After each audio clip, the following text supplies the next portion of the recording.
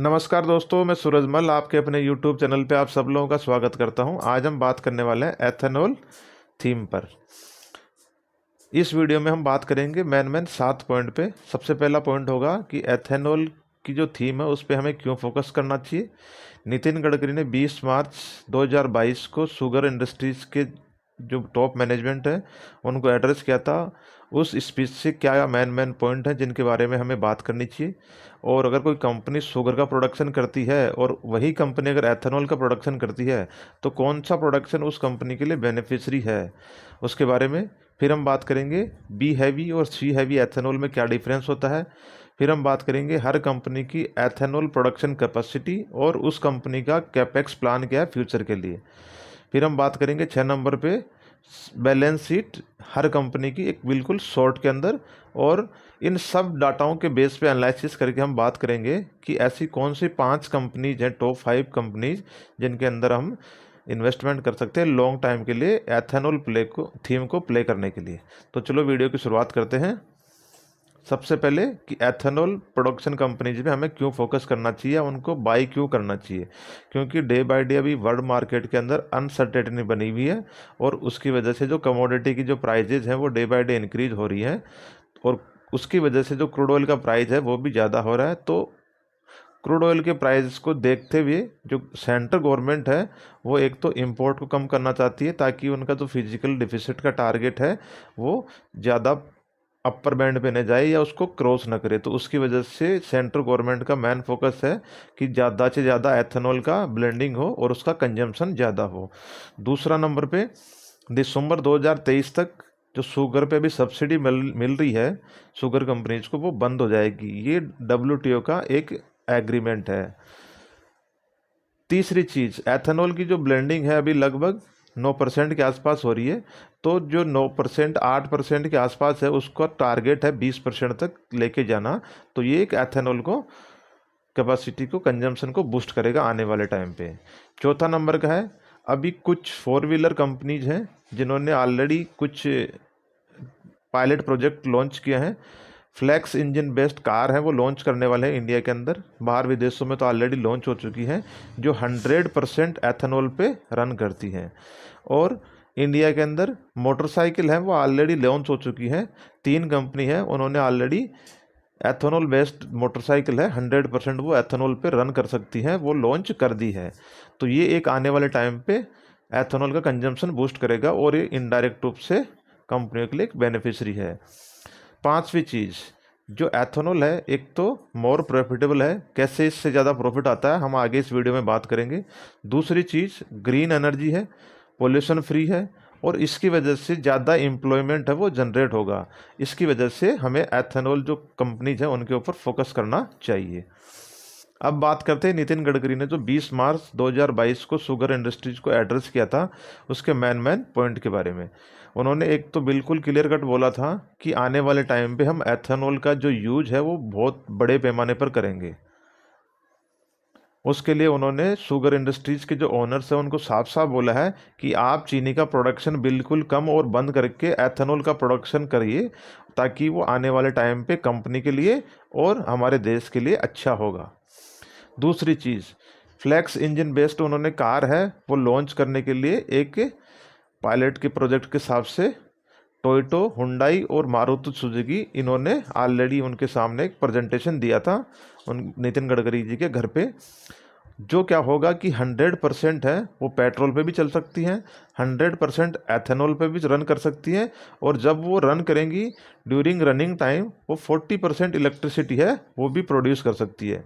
तो एक ऐसी कार है वो लॉन्च की जाएगी। ये ऑलरेडी टोयोटो, हुंडई और सुजुकी ने बिल्कुल क्लियर कट है वो बोल दिया है और उस आने वाले कुछ ही समय में उन्होंने लॉन्च करने का एक भरोसा भी दिलाया है। अब बात करते हैं नंबर 3 कि आने वाले टाइम पे 100% ethanol based petrol pump outlets हैं वो पब्लिक एरियाज़ में खोले जाएंगे। सेंट्रल गवर्नमेंट ने इस प्रपोजल को ऑलरेडी क्लियर कर दिया है और 3 पेट्रोल पंप हैं वो ऑलरेडी खोले भी जा चुके हैं। तो ये एक एथेनॉल का जो कंजम्पशन है उसको बूस्ट करेगा।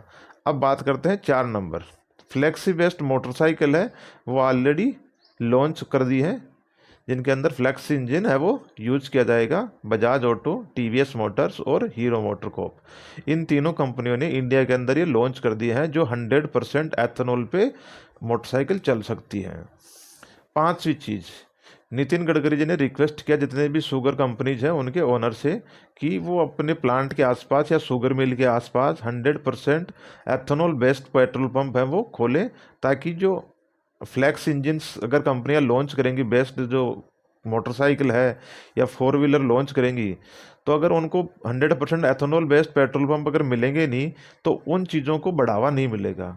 तो उनको बढ़ावा देने के लिए शुगर इंडस्ट्रीज को बोला गया है कि आप 100% एथेनॉल बेस्ड पेट्रोल पंप है वो पब्लिक एरियाज में ओपन करो, अपनी इंडस्ट्री के पास में लगाओ, ताकि वो चीज़ें आने वाले टाइम पे अच्छी रही, क्योंकि ये ग्रीन एनर्जी की तरफ एक अच्छा कदम है, पोल्यूशन फ्री है। उसकी वजह से जो इम्पोर्ट है हमारा वो कम होगा और हम इम्पोर्ट पे कम डिपेंडेंट रहेंगे। अब बात करते हैं 6 नंबर की। आने वाले 5 सालों के अंदर ऑटोमोबाइल कंपनीज हैं वो फ्लेक्सी बेस इंजन अगर लॉन्च कर रही हैं कंपनियां, मोटरसाइकिल भी हैं और फोर व्हीलर भी हैं, उसकी वजह से जो एथेनॉल है उसकी डिमांड ज़बरदस्त यहाँ से बढ़ने वाली है। और जो ब्लेंडिंग है एथेनॉल की वो भी 8 से 9% के आसपास अभी फ़िलहाल है, उसको इंक्रीज करके 20% तक ले जाना है। तो उसकी वजह से जो एथेनॉल की डिमांड है वो लगभग 4000 करोड़ लीटर पर ईयर की हो जाएगी, जो आज की तारीख में सिर्फ 465 करोड़ लीटर पर ईयर है। तो आप सोच सकते हैं 9 से 10 गुना यहाँ से एथेनॉल की डिमांड है वो आने वाले 3 से 4 साल के अंदर यहाँ से बढ़ जाएगी। अब बात करते हैं शुगर सब्सिडी। मैंने वीडियो की शुरुआत में बताया था कि जो शुगर की सब्सिडी है वो दिसंबर 2023 तक ख़त्म हो जाएगी, क्योंकि एक WTO का एग्रीमेंट है।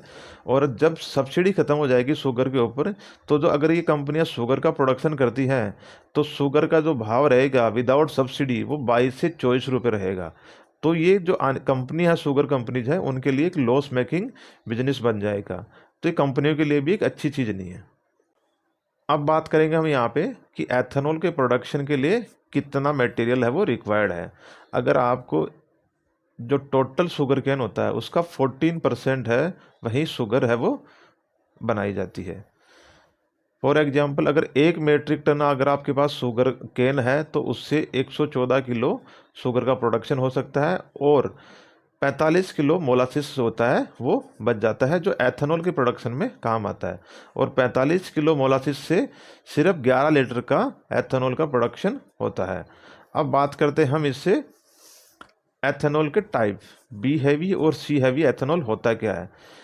शुगर केन को जब क्रस्ट किया जाता है तो क्रस्ट करने के बाद में 3 पार्ट में डिवाइड हो जाता है, ए बी सी।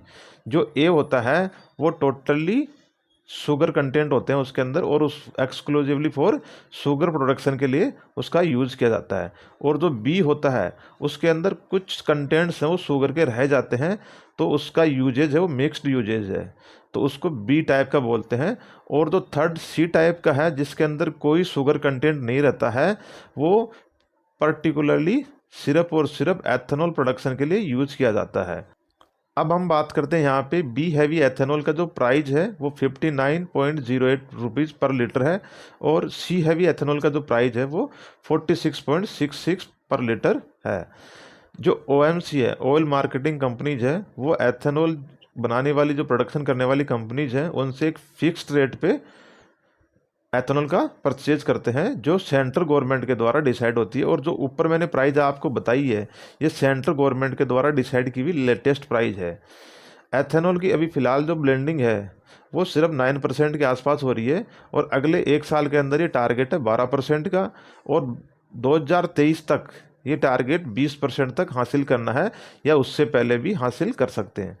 अब हम यहाँ पे बिल्कुल एक सीधा सा समीकरण सोच जानने की कोशिश करते हैं कि अगर कोई कंपनी अगर प्योरली शुगर बनाती है और अगर वो एथेनॉल बनाती है तो उसके अंदर कौन सा ऐसा बिजनेस है जिसके अंदर उस कंपनी को ज़्यादा प्रॉफिट होता है।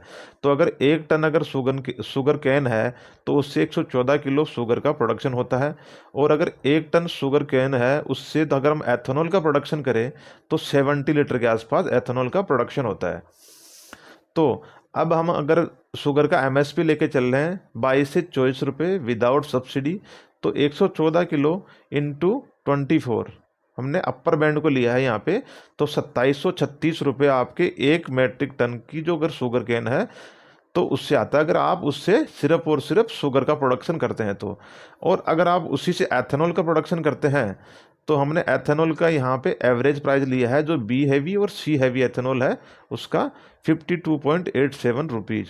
तो अगर 70 लीटर का एथेनॉल प्रोडक्शन करती है कंपनी इंटू 52.87, तो लगभग 3709 है। तो इससे जो डिफरेंस है वो कितना हुआ, 964 रुपये 90 पैसे पर टन का प्रॉफिट होता है अगर वो कंपनी प्योरली एथेनॉल बनाती है और शुगर अगर वो नहीं प्रोडक्शन करती है। तो ये जो कंपनी है उनके लिए अभी ये एथेनॉल का प्रोडक्शन है एक ज़बरदस्त चीज़ है। उसकी वजह से बहुत सारी ऐसी शुगर कंपनीज है जिन्होंने अपना डेबिट है वो कम किया है, और आने वाले टाइम पे कुछ कंपनी ऐसी हैं जो डेबिट फ्री भी हो जाएंगी। तो इसलिए जो एथेनॉल है उसको प्ले करने के लिए आपको बिल्कुल ज़बरदस्त मौका है। आप अच्छी कंपनी में अपना इन्वेस्टमेंट कीजिए और लंबे समय तक आप इन्वेस्टेड रहिए। अब अगर हम बात करते हैं यहाँ पे कंपनी वाइज कि कौन सी कंपनी का कितनी क्रशिंग कैपेसिटी है, एथेनॉल प्रोडक्शन कितनी है, और उसका आने वाले टाइम में कैपेक्स प्लान क्या है। तो बलरामपुर चीनी का अगर क्रशिंग कैपेसिटी देखें तो 76,500 टन पर डे की कैपेसिटी है। एथेनॉल की production capacity 520 kilo litre per day, और उसका आने वाले टाइम पे जो कैपेक्स प्लान है वो 440 किलो लीटर पर डे की कैपेक्स प्लान वो उन्होंने अभी कर रखा है, जो 2022 के एंड तक हो जाएगा कंप्लीट। धामपुर का 45,500 400 किलो लीटर पर डे की कैपेसिटी है, और अभी तक इन्होंने कोई कैपेक्स प्लान का वो अनाउंसमेंट नहीं किया है। श्री रेणुका शुगर्स है जो 36,500 क्रशिंग कैपेसिटी, 970 लीटर की इनकी कैपेसिटी है एथेनॉल की, और 430 किलो लीटर की कैपेसिटी का कैपेक्स प्लान इनका ऑलरेडी प्लान किया हुआ है। EID पेरी 40,300, एथेनॉल कैपेसिटी 298, और जो कैपेक्स प्लान है वो 188 किलो लीटर पर डे के हिसाब से उन्होंने कर रखा है, और उसके साथ साथ में 400 टन पर डे की क्रशिंग कैपेसिटी भी इंक्रीज करेंगे। डालमिया भारत 35,500, एथेनॉल कैपेसिटी 240, और इन्होंने जो कैपेक्स प्लान कर रखा है कि 220 से 410 अगले 3 से 5 साल के बीच के अंदर ये अपनी कैपेसिटी है वो यहाँ से इंक्रीज करेंगे अगले 3 साल के अंदर अंदर। उसके साथ में 5,000 टन पर डे की क्रशिंग कैपेसिटी भी है इंक्रीज करेंगे अगले 3 साल के अंदर। Dwarikesh 21,500 crushing capacity, 162.5 kilo litre per day के हिसाब से एथेनॉल की प्रोडक्शन कैपेसिटी, और 175 किलो लीटर पर डे की कैपेक्स प्लान इनका किया हुआ है। Banari Amman 23,700 crushing capacity, 127.5 kilo litre per day के हिसाब से एथेनॉल प्रोडक्शन कैपेसिटी, और 90 KLPD जो है कैपेक्स प्लान किया हुआ है। त्रिवेणी इंजीनियरिंग 61,000, और एथेनॉल की कैपेसिटी त्रिवेणी इंजीनियरिंग की है 320 किलो लीटर पर डे, और कैपेक्स इनका प्लान किया हुआ 340 kilo litre per day. Global spirit, यहाँ मैंने क्रशिंग कैपेसिटी इसलिए नहीं लिखी इसकी क्योंकि ये जो कंपनी है ये ग्रेन्स है उसका कारोबार भी करती है, एल्कोहल का प्रोडक्शन भी करती है, और ग्रेन्स का यूज करके भी ये करती है। तो ये शुगर कैन का ही यूज नहीं करती है, वो बहुत सारे मिक्स चीज़ें यूज करती है।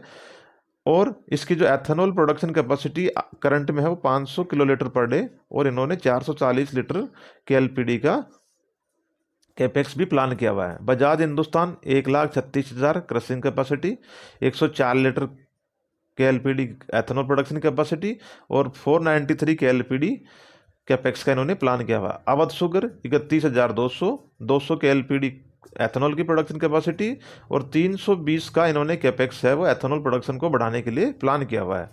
अब अगर हम बात करें इन कंपनियों के बैलेंस शीट की, तो बलरामपुर चीनी है उसका मार्केट कैप 10,202 करोड़ रुपए, ROC 17, ROE 19, debit to equity ratio 0.12%, debit है 306 करोड़ रुपए का, और प्रमोटर होल्डिंग है 42.42, और ऑपरेटिंग प्रॉफिट मार्जिन है 15.28%। और इस कंपनी का जो प्रमोटर की होल्डिंग है उसका जो प्लेज है वो 0 है, और इस कंपनी का जो पेट है वो 460 करोड़ रुपए इन्होंने पिछली तिमाही के अंदर, पिछले 1 साल के अंदर इन्होंने दिखाया था।